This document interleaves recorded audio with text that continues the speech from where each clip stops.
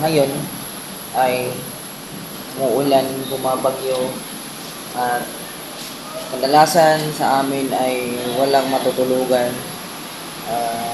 Medyo mahirap, pero tanggap naman namin na ganun talaga ang buhay pag nasa ospital ka.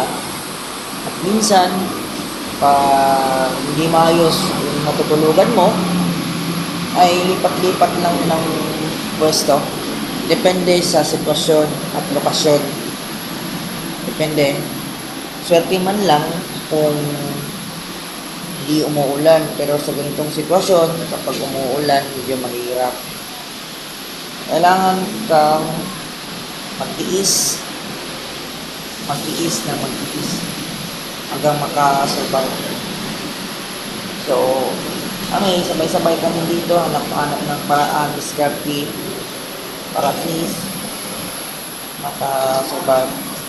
At kadalasan sa amin ay dito na lang nakatira sa gilid nito, kasi ito lang bakante na pwedeng mapagtirhan kapag nasa hospital ka.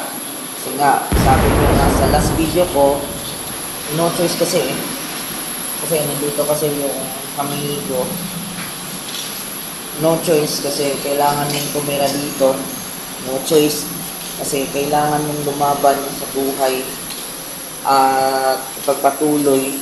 Kahit walang kita dito, kailangan na may tulong sa bawat isa. Kasi dito, kapag hindi ka kumilos, walang mapapala.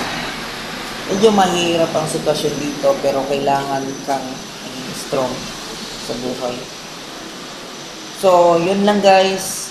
Binahagi ko lang yung sitwasyon ko dito. Naway hindi kayo magagalit. At sana sa video nito may matutunan kayo. Yun lang guys. Maraming salamat.